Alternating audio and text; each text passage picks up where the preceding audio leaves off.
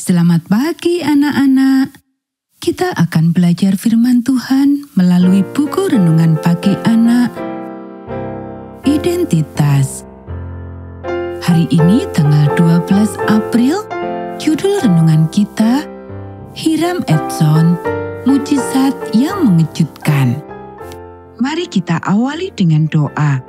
Bapa di surga, kami akan belajar firman Tuhan.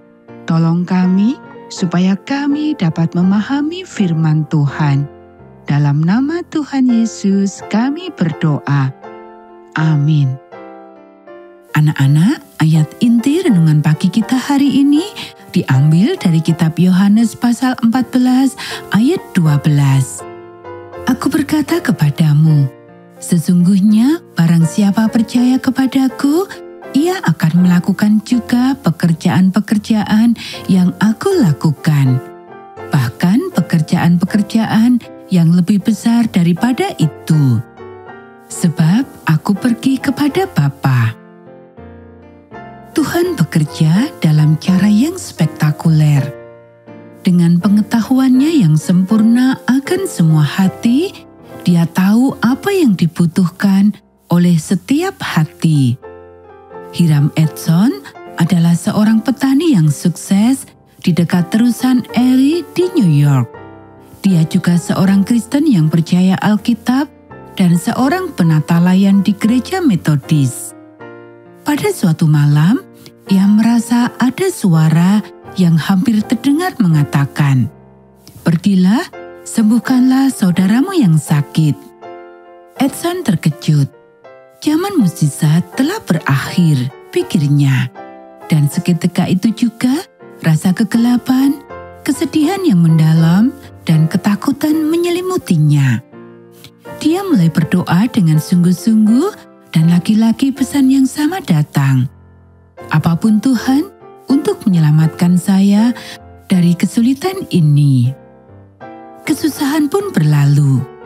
Dengan bingung, Edson mengenakan sepatu bootnya dan pergi ke pertanian tetangga di mana seorang pria terbaring sakit dan diperkirakan akan meninggal.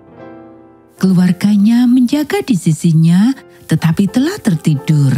Edson merayap ke tempat tidur di bawah cahaya satu lilin yang menyala. Ia meletakkan tangannya di atas orang itu dan berkata, "Saudaraku, Tuhan Yesus menyembuhkanmu."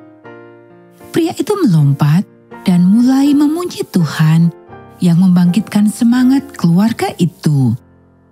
Sungguh suatu persekutuan doa yang luar biasa di rumah itu malam itu. Keesokan harinya, dokter tersebut terkejut melihat orang yang telah disembuhkan itu sedang memotong kayu. Pengalaman itu membawa kebangunan rohani di seluruh gereja mereka. Anak-anak, Edson telah mendengar Miller sekitar tahun 1839 dan telah membagikan pekabarannya seperti banyak orang lainnya.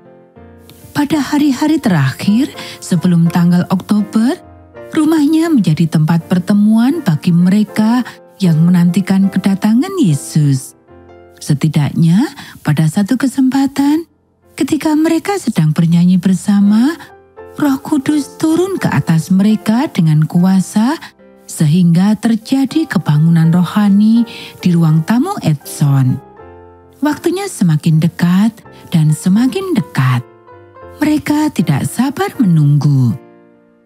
Anak-anak, demikianlah renungan pagi kita hari ini. Mari kita akhiri dengan doa. Guru, penyembuh, dan Raja, begitu banyak waktu telah berlalu.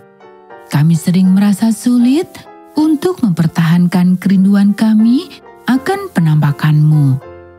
Saya tidak perlu secara permanen berada di puncak gunung yang penuh emosi, tetapi saya berdoa agar Engkau memelihara di dalam diri saya kepastian bahwa Engkau akan datang dan antisipasi penuh sukacita akan hari besar itu. Amin.